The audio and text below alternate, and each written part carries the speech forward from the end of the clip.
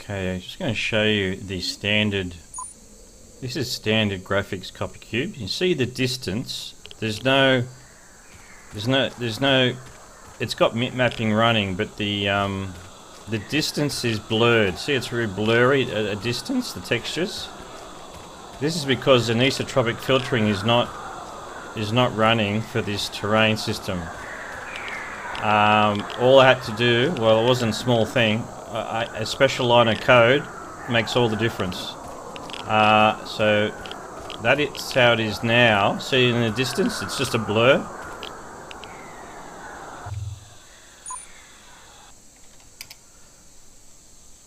Okay, so with DirectX driver, this has already got set up in the system, and it looks at the limitations or the capacity of the video driver. In this case, the DirectX driver for the video card. It's saying give me the maximum anisotropy available up to a value of 16.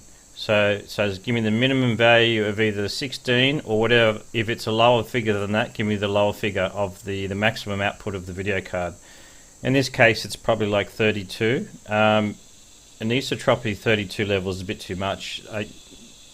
Most people agree that 16 is the highest you want, so that's why it's got a maximum figure there of 16. So in other words, it's just giving the minimum of both of those two. So it's always giving me, in other words, a maximum of 16 or less.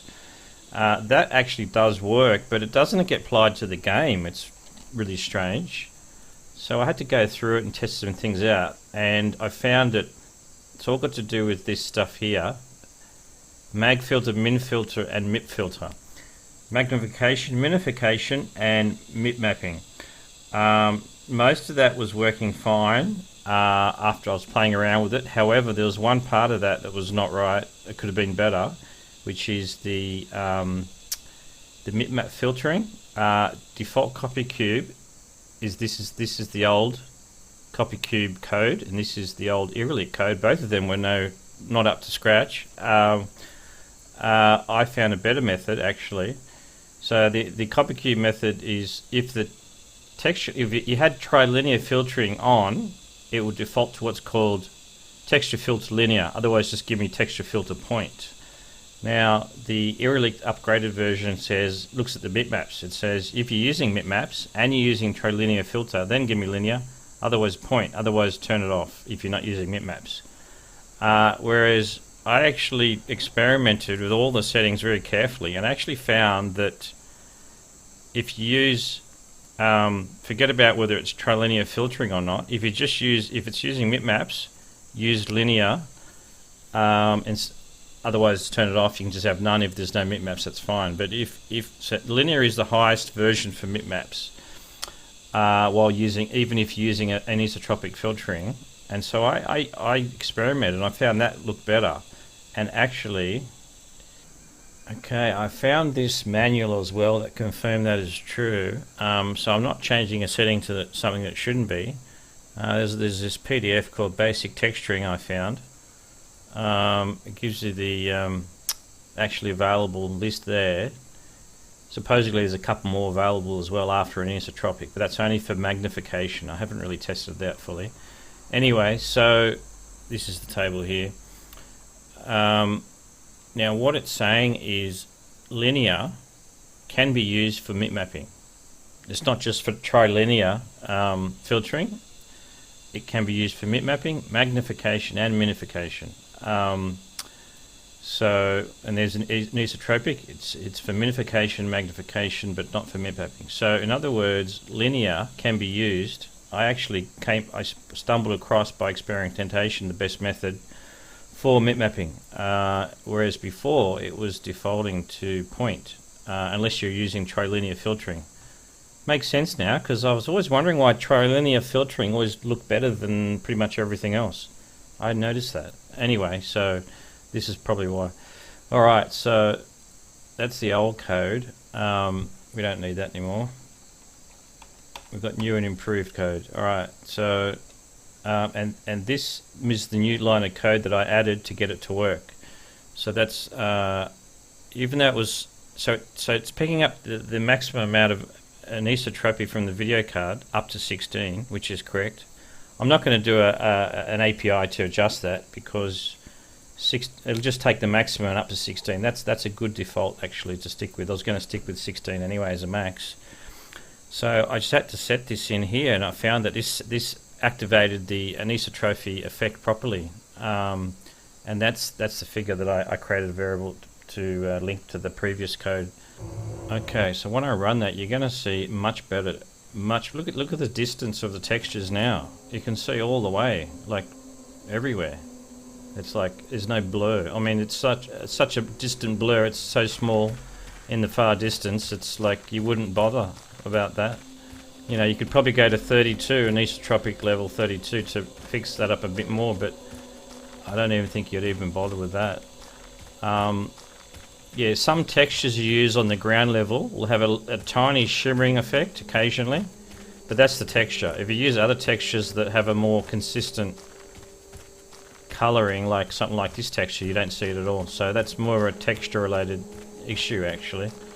So if you use something like this, it's perfect, no issue at all. Look at the distance, the quality of the textures at distance. It looks very clear, super clear. So obviously I'll be changing these textures to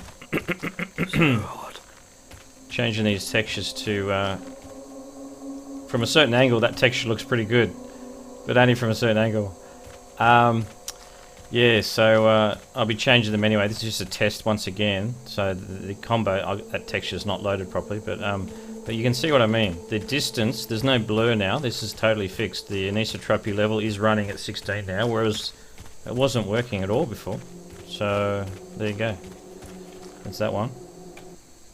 If you want the anisotropic filtering to work on terrain, so it's not working at the moment in the long distance, so it's a blur in the long distance. If you want that to work while the game's running, you do have to update the terrain before start. You have to get the terrain node and just run this API that I made. Update terrain with the terrain node in it. Run before first drawing. You do have to run that for it to update, because it updates the terrain. And in part of that update, set terrain blending gets redone again, and this gets added into it. So that's what I put in there. An anisotropic filter equals true. So I basically just added in an anisotropic filtering for the terrain system that way. So that's why you have to use that. Otherwise it won't work. When you run that,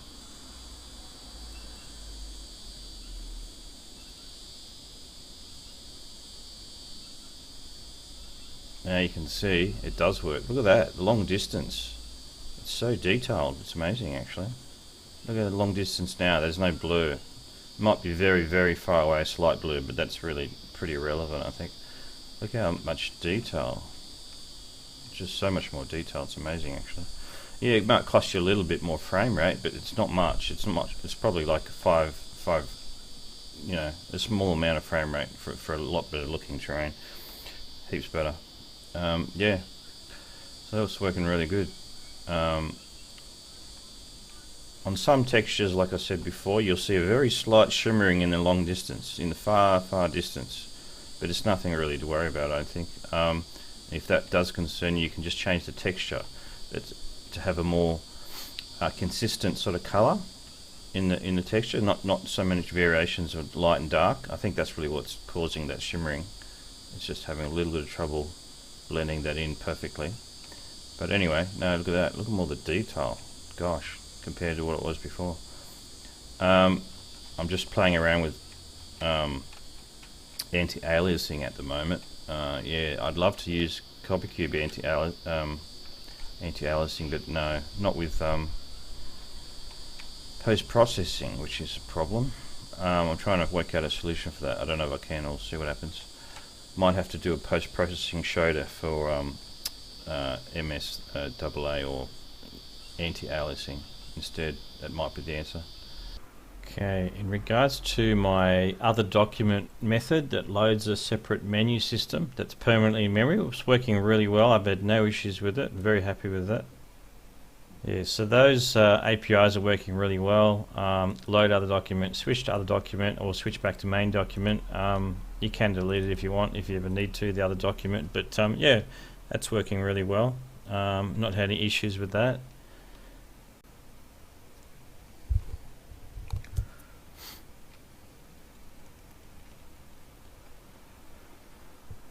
Okay, regarding this spotlight, that was my mistake in not understanding how the DirectX 9 spotlight works. All the lighting in DirectX 9 is vertex driven, vertex lighting. It's not per pixel lighting. That's HLSL code if you want per pixel lighting.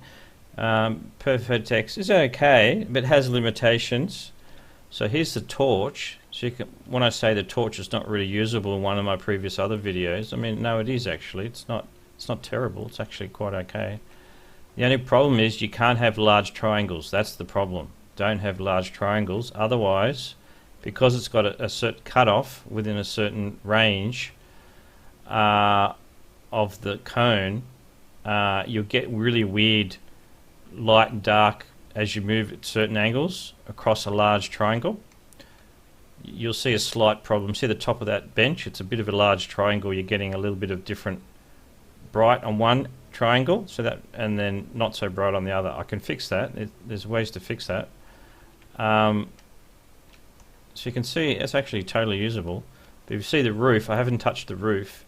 It does have a few large triangles.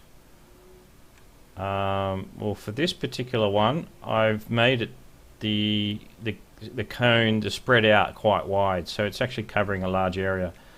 But it does still have a torchlight effect. So in the game, it really does.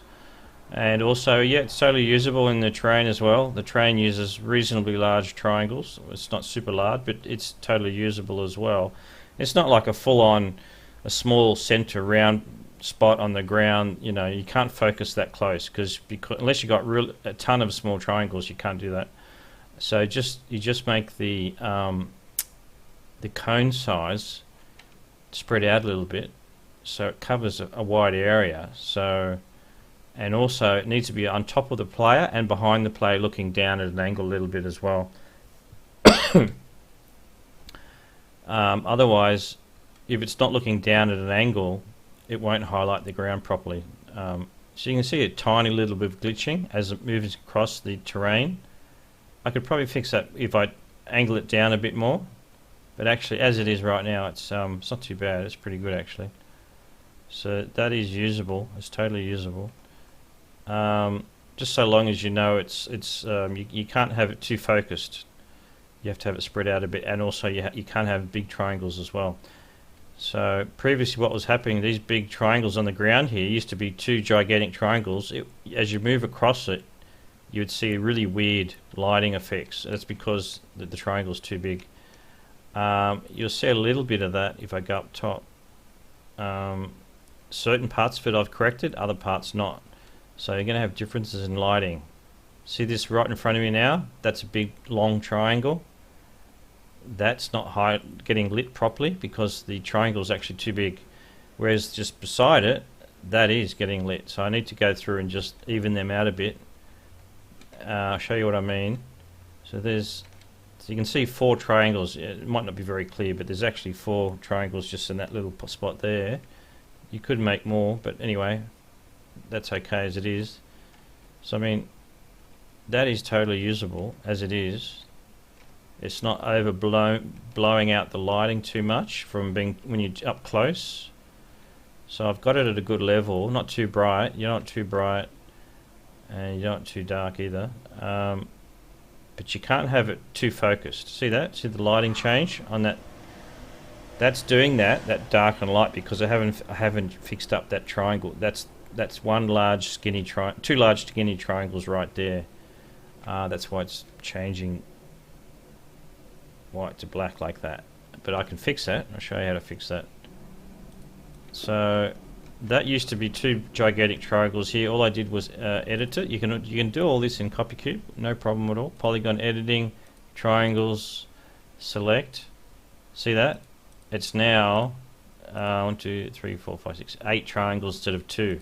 So that's a lot more improved. Whereas before it was just 2 gigantic triangles. That table can be improved If you remember, it was giving a little bit of a weird. Okay, it's got, yeah, that's a big triangle. I can split that up. All you have to do is Tools, Split Selected Triangles, and you'll see it's got double the number of triangles now, and the game will just, CopperCube will just do that easy. Oh, that's a bit weird, isn't it? Oh gee, the way they've made this asset, that's a weird way to do triangles, I've got to say. Anyway, I can fix that up. Split the selected triangle, so you doubled the number of triangles now. I've already done that, but I haven't done upstairs. So I'll show you that, if you remember down here, this was looking weird because, look, it's a gigantic triangle. Oh my gosh. That's why, yeah, you should never make assets like that. But anyway, if you're using per pixel lighting, I guess it doesn't matter. But if you're using vertex lighting, it does. So you can just go, let me just check that. No, it's that only and that. And I can just go Tools, Split Selected Triangle. It's still not going to be good because it's the way it's made. It's too long. You'd have to go in Blender probably, I don't know, and fix that up. There could be other ways to do it, but yeah, that's going to be a bit weird. That's already been fixed by me at a previous time. Yeah, that's a gigantic triangle. That's never going to light properly, but unless I cut it in half or a third or a quarter and then do it, and then it'll be alright. I suppose I could do that later at another time, but anyway, for now I'll just leave it. As you can see, you don't want big triangles, too big, otherwise your spotlight will have weird lighting effects. There's some big triangles here. Yeah, it's a bit of a shame how they've made this asset, actually. I'm not going to lie. Sort of wish they didn't make it the way they've made it, because it's got a lot of weird and some really large triangles and some not so. So I got Tools, Split Triangles. What do we got? Yeah, well, that's going to be better with the spotlight. It's going to be a lot better.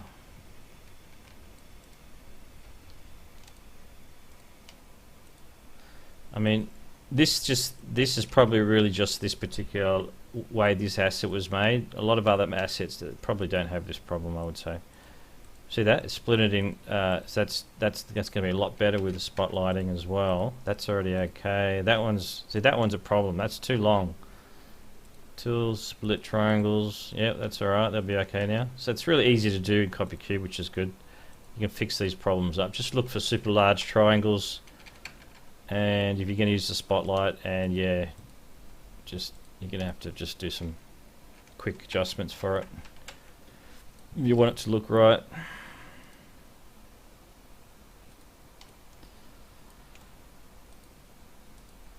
Yeah, well, that'll be a lot better at least.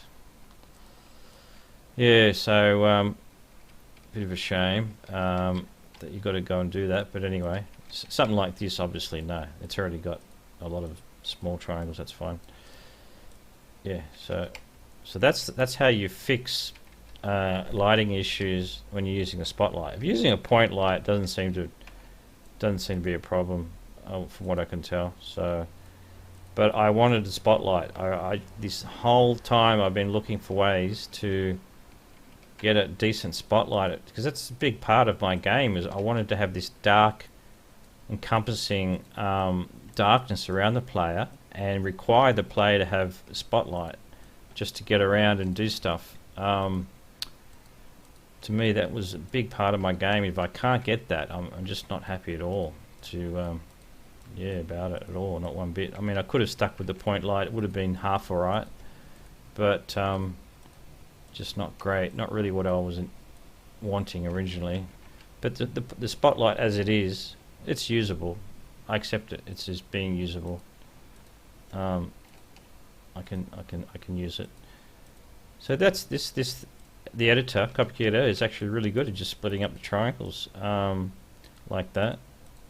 It just cuts it in half, and yeah. So you just spend half an hour, just go around your level, looking for large triangles and split them up. You're not going to add many more triangles. What, another 100, 150? maybe 200 max. That's it. It's not going to really do anything into the frame rate. It's not going to do anything at all, so it's not going to be a problem. See that? It split that in half. So yeah, so that'll be a lot better from a... I'm hoping it's just this level. I believe it is the way this particular level was made. Heaps of other levels I've got, they shouldn't have this problem at all. So I don't think it should be a problem. Yeah, I doubt it anyway.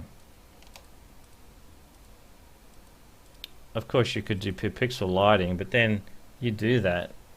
You can't mix two types of lighting. You can't mix fixed function pipeline, which is CopperCube default, with HLSL, high level shading language lighting. You got to go with one or the other. And if you do high level shading language, it overrides everything in the fixed function pipeline. You can, so it means you've got to code everything into the HLSL code, the directional lighting, all your point lights, all your spotlights. Oh my gosh, ambient lighting, all your specular, everything. It's a complex thing, and it slows your computer down quite a bit. Actually, I've noticed, and I prefer not to do that if I can get away with it. Even though it does look nicer, ultimately it will look nicer, sure, but getting very good performance with the fixed function pipeline that I'm actually pretty happy about for now. I'll just keep going with that for a while, but I think I'll be able to continue with that and just do what I've been doing. Yeah, so if you've got any issues with these large triangles, just split them up. So I'll show you that now. It should be a bit better.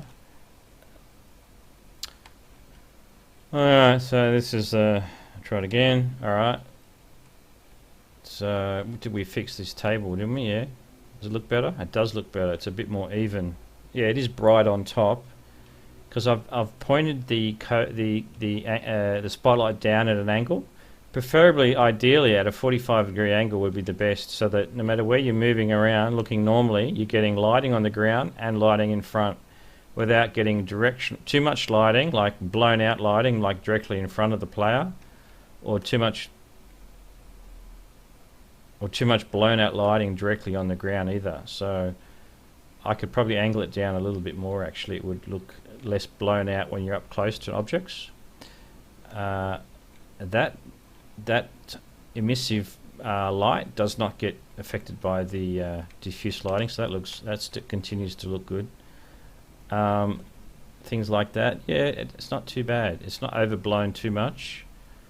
I don't think, no. So upstairs should be a bit better now.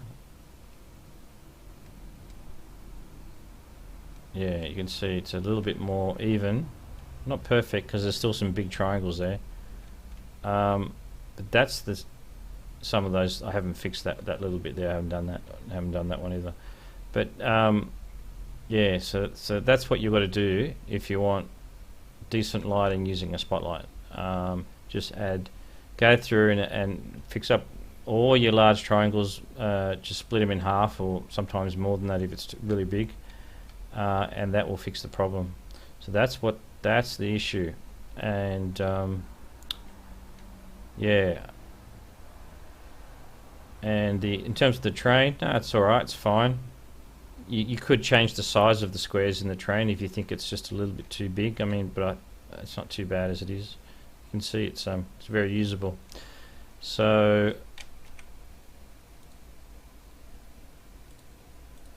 I'll show you the code. I run every 20 milliseconds. I've posted it on the forum. Just simple stuff. Just get the position, play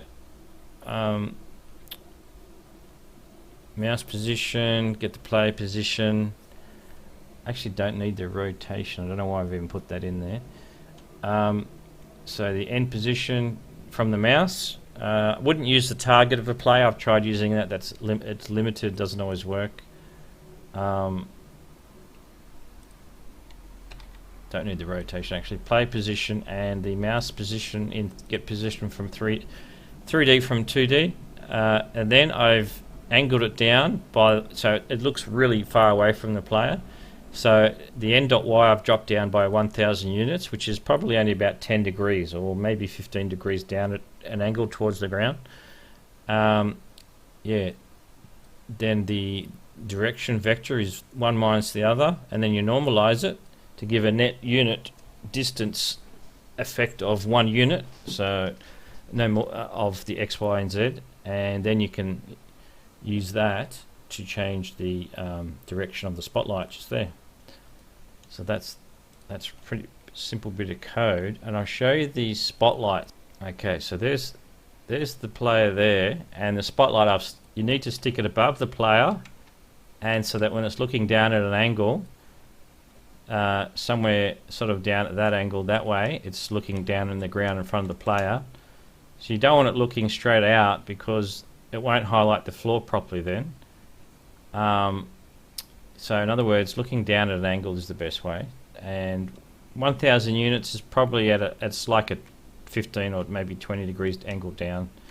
I probably could actually add, I used to add like 2,000 or 3,000 units down on the Y position actually to get a more 45 degree angle down. But I think that is totally usable, and it does have a bit of a torchlight effect to it. It's not as much as I would have liked. Arguably maybe the cone is a bit too wide. I would like it a bit smaller, so it has a bit more of an actual spotlight effect. But I can, I suppose I can play with that a bit. But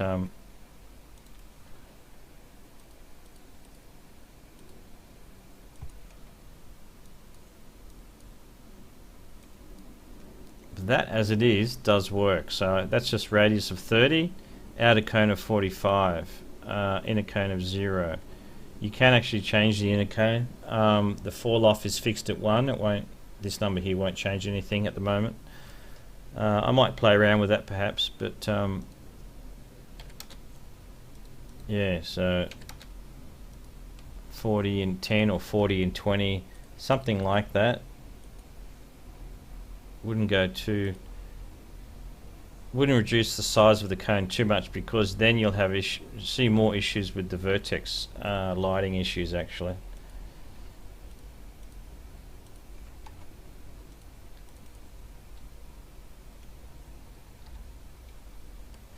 Okay, so that's 40. You can see it has a slightly more spotlight type effect, so you can see it more bright in certain areas and then darker around the edges.